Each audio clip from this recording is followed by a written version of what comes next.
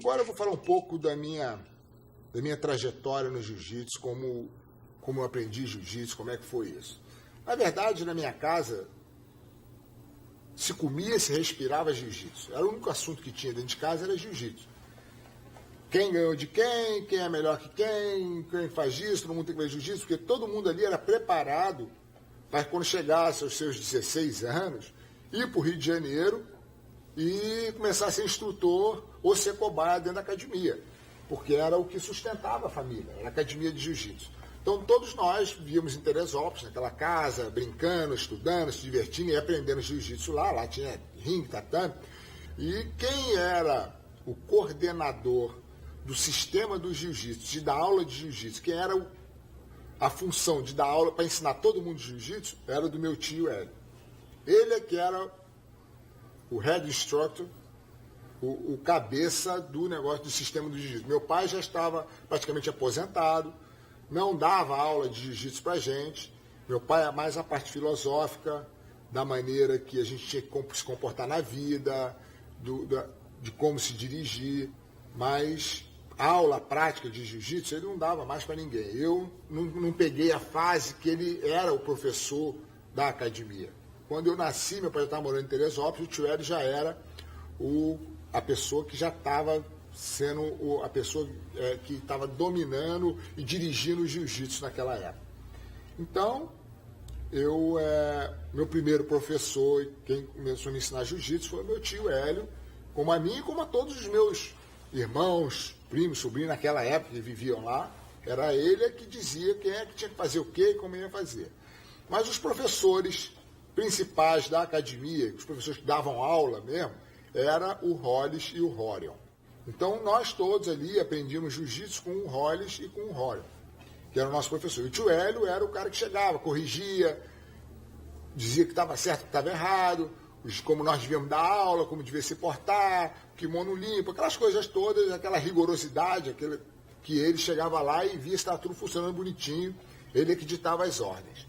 E os professores práticos, dando aula do dia a dia, a gente aprendia com eles dois, com o Hollis e com o Rorion. E me ensinaram muito, eu devo muito a eles. Cada um, eu acho que eu sou um cara de sorte, porque eu não podia ter tido melhores professores do que eu tive. Tinha meu tio Hélio, que era o papa do jiu-jitsu naquela época, e tinha os dois que ele preparou com o maior carinho. Até que o Rorion se mudou para os Estados Unidos.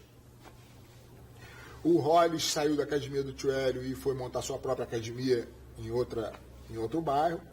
E ficou na academia do tio Hélio, ficou eu e o Rickson como professores titulares, assumindo a posição do Hollis e a posição do Rorion. E ficamos lá, fiquei lá por alguns anos, dando aula lá, até que eu fui sair dali e fui dar aula na academia do Hollis, fui ajudar o Hollis, está precisando de ajudante lá.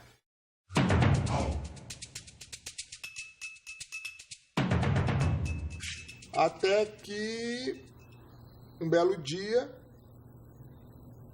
estava fim de semana, recebo a notícia que o Hollis tinha ido voar de asa delta, parece que a asa delta bateu na montanha lá, ele tinha morrido, quebrado o pescoço, tinha morrido.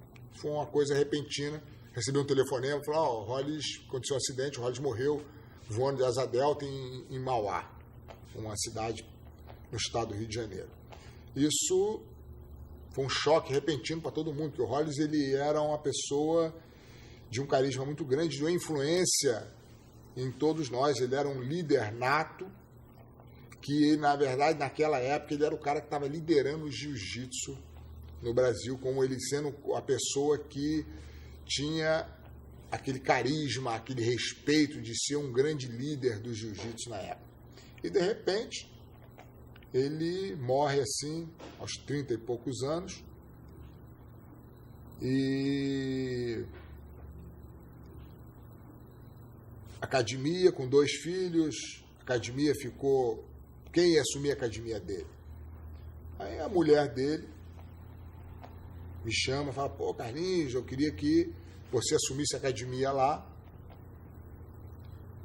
E meu irmão Robson também falou, acho que você que tem que assumir, não sei o quê. E os alunos tiveram a reunião, me chamaram e falaram, olha, a única maneira dessa academia continuar mantendo a gente que está aqui, os alunos mais antigos, né? É se você vir para cá, porque a gente está acostumado com você dando aula, a gente não vemos outra pessoa que possa segurar isso aqui. Fiquei alguns anos lá, dando aula, consagrei a academia, estruturei ela e resolvi me mudar para um bairro melhor, um bairro mais tranquilo, que é Copacabana, onde era a academia, já estava se tornando muito crowd, é como se fosse o centro de Los Angeles, e eu queria me mudar para um lugar como fosse Orange County. Então eu me mudei para a Barra da Tijuca e passei a criar uma identidade mais ali, daquele bairro. Eu tenho a Gracie Barra, e justamente eu usei o nome Gracie Barra em vez de usar Carlos Gracie Jr., porque tinham outros Gracies menores, tinham sobrinhos, tinham primos treinando comigo, e eu não queria só valorizar o meu nome, eu queria valorizar uma entidade, uma coisa de grupo, uma coisa que todo mundo fizesse parte. Então eu usei o nome Gracie Barra, porque não ficava focado em uma pessoa só, ficava focado num grupo.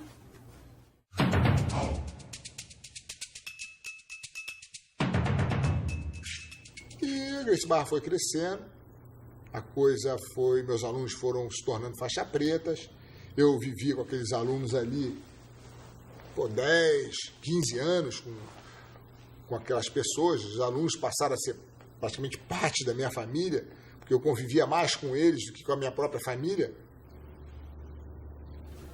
Hoje a Gracie Barra se tornou uma associação grande, espalhada no mundo inteiro, e eu tenho pessoas que hoje estão à frente dessa organização.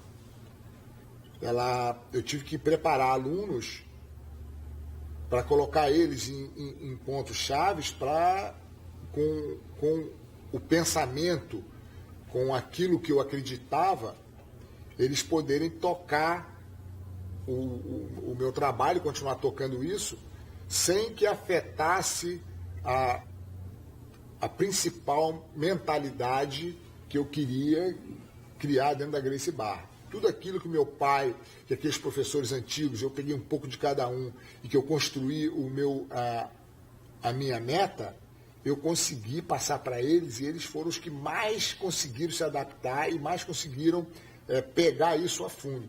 Então, hoje, eles são as pessoas que estão dirigindo essas organizações, estão à frente disso, para fazer o jiu-jitsu desenvolver. Isso eu aprendi com meu pai, quando ele colocou meu tio Hélio à frente do desenvolvimento do jiu-jitsu.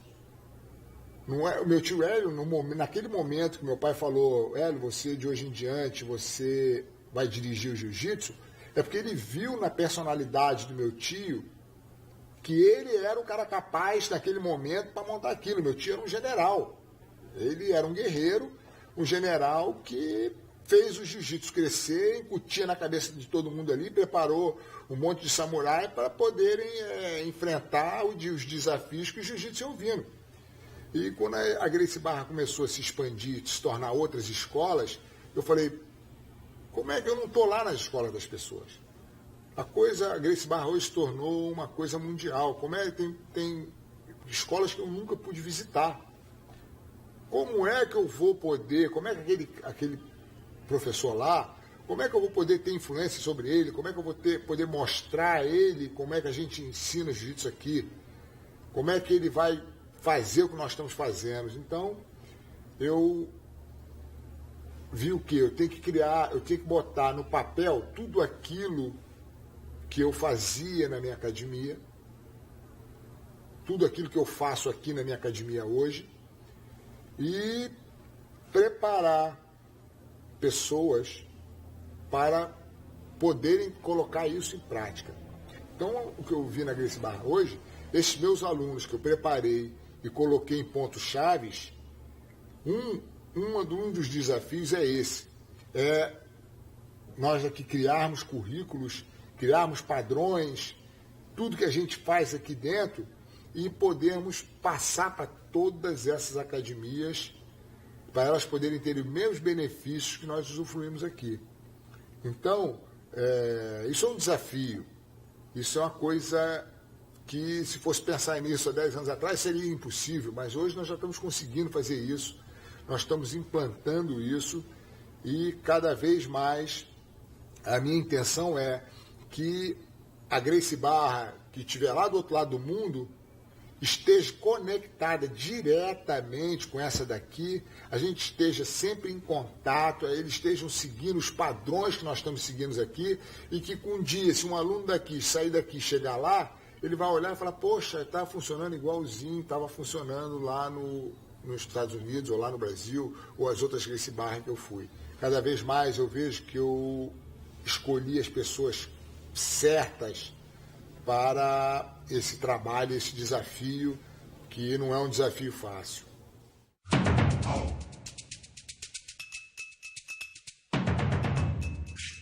Falando da minha visão do jiu-jitsu hoje, eu vejo que o jiu-jitsu se desenvolveu muito. Está hoje nos 5 continentes. Eu acho que isso se deve muito à facilidade de comunicação que nós temos hoje, e vejo o jiu-jitsu como ele, ao mesmo tempo que ele está se globalizando, ele é globalizado e é local ao mesmo tempo, porque cada academia em sua localidade, ela representa aquela comunidade ali, quer dizer, tem aquele contato direto com aquela comunidade, e ao mesmo tempo essa academia passa a ter um contato e uma visão geral do que está acontecendo no mundo inteiro do jiu-jitsu. E isso capacita, né, uma academia que esteja numa cidade pequena, num lugar longe, sabendo o que está acontecendo numa academia, numa capital, numa academia grande. Então, eu acho que esse intercâmbio, eu vejo o crescimento do jiu-jitsu partir muito em cima desse intercâmbio. Eu vejo os professores hoje de jiu-jitsu já terem uma mentalidade muito mais direcionada para a educação dos seus alunos, de amparar a comunidade onde a academia existe. E eu acho que isso é o lado positivo, é o lado que realmente o jiu-jitsu tem que crescer. E, paralelo com isso, eu vejo as competições, eu vejo os atletas hoje, não é mais uma coisa só lá do Brasil, atletas só do Brasil. Hoje tem atletas de ponta nos 5 continentes praticamente do mundo, são atletas de tudo que é lugar, o jiu-jitsu vem se desenvolvendo tecnicamente, bem em todos esses locais. Quer dizer, eu vejo assim um crescimento do jiu-jitsu hoje mais harmonioso. Um dos meus objetivos hoje é estar vivo para ver o jiu-jitsu, uma academia de jiu-jitsu em cada cidade do mundo. Isso é uma coisa que todo o meu desenvolvimento em cima do jiu-jitsu, todo o meu trabalho, é para um dia ver isso acontecer.